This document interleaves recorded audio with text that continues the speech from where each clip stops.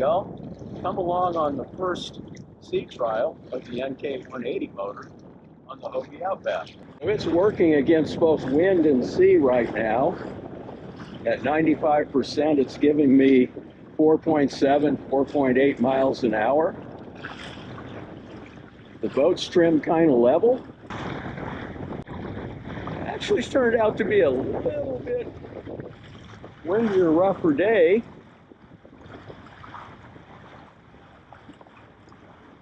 I'm going to throttle back to still about 75% power.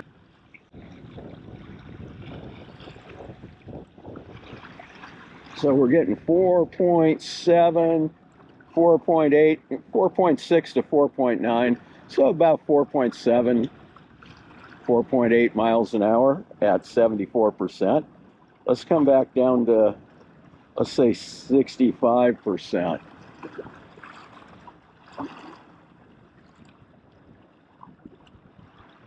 Four 4.3, about 4.4. So we lost 0.3 of a mile per hour by throttling back. And now we're using a whole lot less watt. We're at 65%, doing 4.4 miles an hour. Let's throttle up to 100%.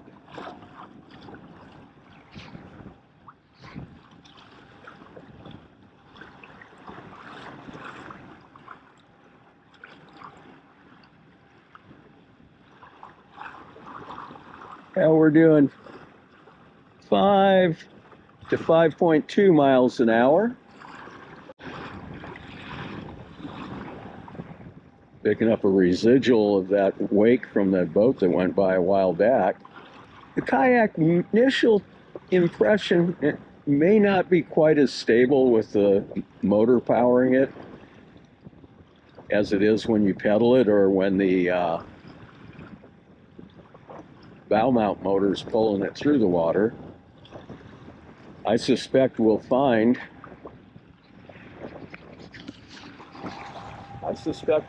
out that the NK180 will be faster than the Motor Guide XI3, but the bow mount will be a little more stable because it pulls the boat through the water rather than pushes it. Also, we can see here, with wide open throttle, it's picking the bow up out of the water and planting the stern down. That's making the boat maybe a little less stable. Why don't we throttle back?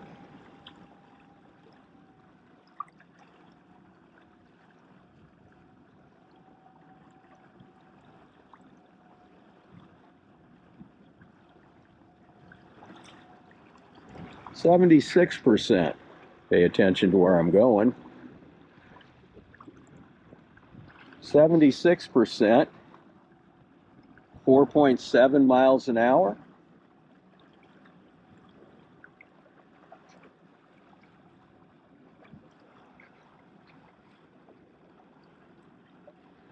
We can see these pylons up here. That's the markers for this neighborhood's marina. So we're staying between the shoreline and the intercoastal markers to stay out of the ICW traffic, but we do need to pay attention that no one's coming out of this marina or coming up behind us and cutting around in front of us and going into the marina.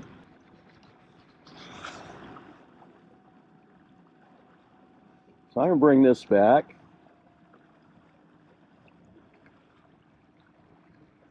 With that 65%. Oh, there it goes. Starting to realize I did that. 4.6, still getting pretty good speed. Didn't lose that much speed, and we're saving battery.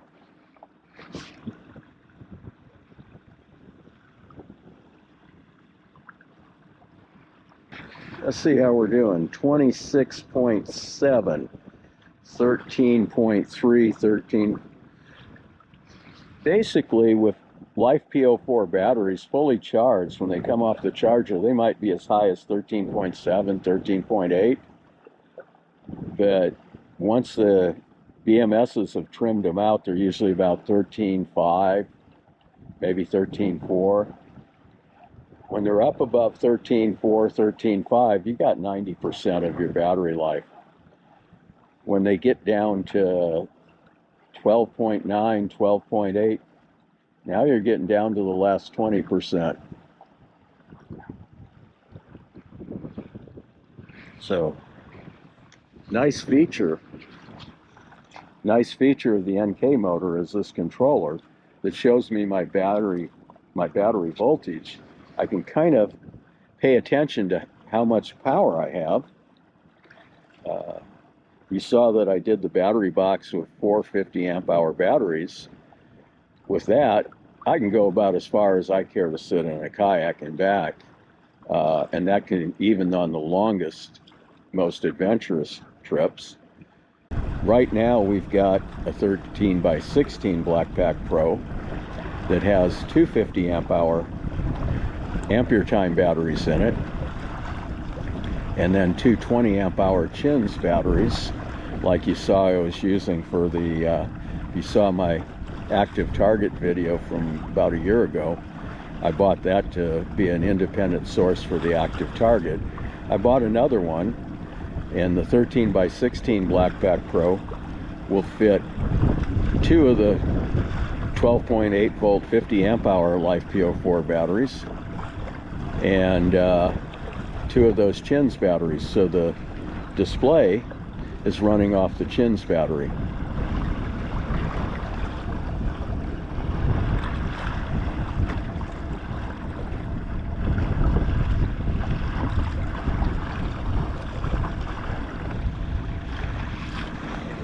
You see the Cutbank Island over there with its sand beach, and the other side you see the green of the Nixed Island down the ICW. Some of these Cutbank Islands don't have much depth between them. It's hard to transition across. I intentionally do that on a lot of my pedal drive videos to show the techniques required. And basically the Hobie with split fins, you don't have to pull the drive. So the drive is standing by if I miscalculate my battery or I did something wrong in how I rigged it while we're out here. Besides the paddle, my first backup is the pedal drive. Some people have begun to question purchasing a pedal drive kayak just to put a battery in it and a motor,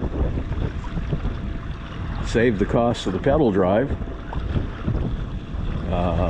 and just buy a kayak that can fit the motor. That's okay. I'm going to swing a little right here just so I can get room to clear the maneuver to cross the ICW.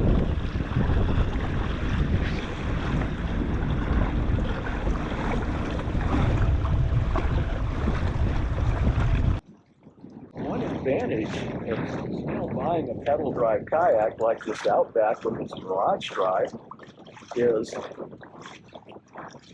motors fail, and it's usually not the motor itself.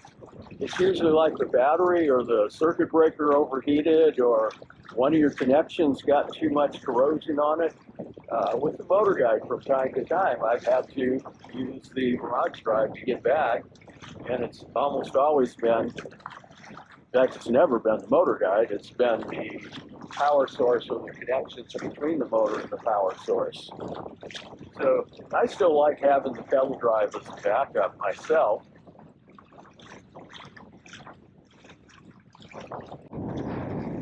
So we're going between these two Cutbank Islands, and right now in this area it looks like we got a decent depth. You can see the brown over there, that's shallow water, and brown over here, that's shallow water. So I'm going to make a turn here. See how well the kayak maneuvers on the Hobie's rubber. Not as tight as I'd like, but looks like it was acceptable. And we'll just cruise along and enjoy the ride. Let's go back. We'll go in the opposite direction. So let's go back up to 100% power.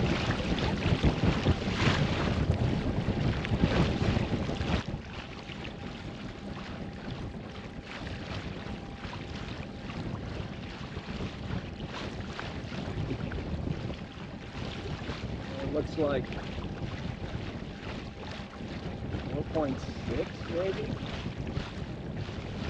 All the spray, I'm having a hard time reading it with my sunglasses. We're now going, as you can see, into the wind, into the swells. So we're not getting this same speed we got earlier at 100% power. Drops back to 75.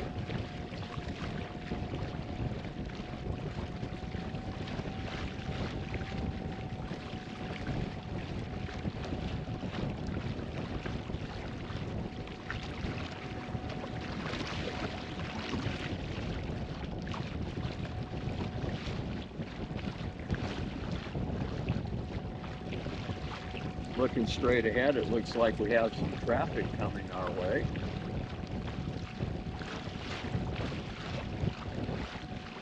I'm going to go a little closer to shore. We don't have a red mark reference here.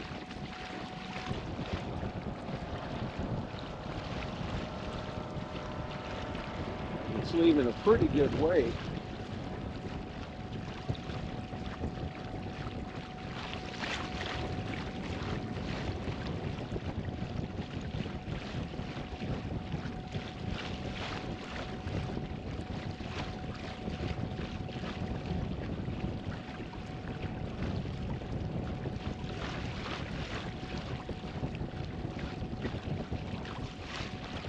These are conditions that the Outback really excels in.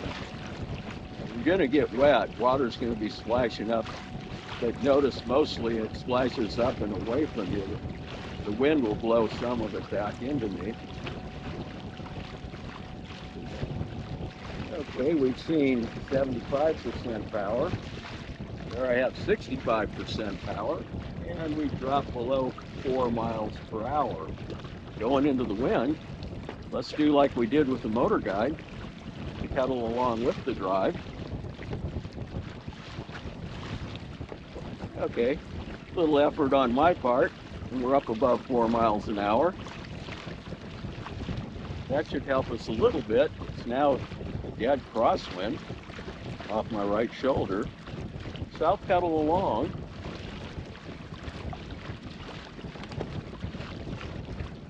With it. And we're back above 4 miles an hour, maybe 4.5, something like that. Getting so much spray on the display, it's getting hard to read.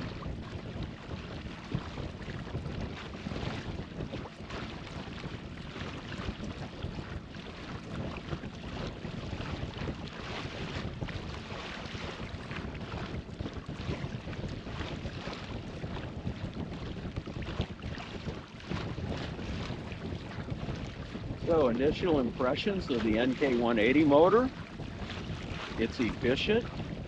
I've got to do a little more thinking and fine-tuning how I rig it. I think I am going to maybe want to either hook up the steering or purchase a bigger rudder and put on it. How does it perform? It's a little faster than the Motor Guide XI3, but it's a 24-volt motor versus a 12-volt, so that's kind of to be expected.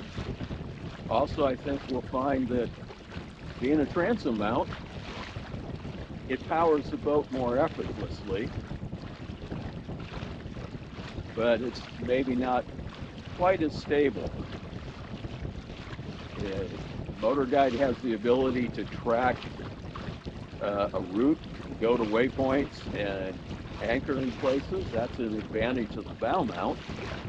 If you want to get somewheres, the NK180 is a better motor. If when you get there you want to use it to precisely fish locations, the Motor Guide's a better motor. Another boat passed us from behind. They were courteous and slowed down to avoid really washing the kayak. But size of that boat, the wake it's having, we're going to need to turn the boat. Maybe. In this case, better to be safe than sorry. See how the NK motor handles this weight.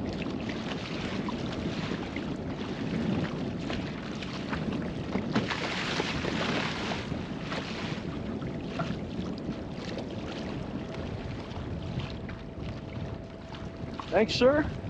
I wanted to test that feature. And whoever's at the helm. So we're heading back into the marina. I think we've had a reasonably successful shakedown cruise on the NK180 motor.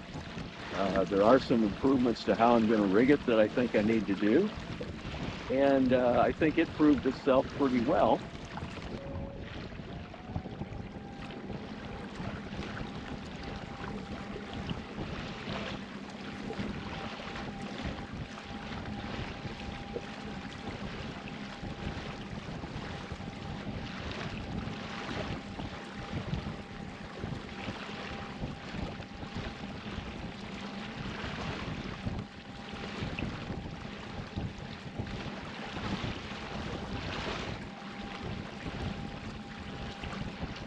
I will say one thing, it's good to be back in the Outback again.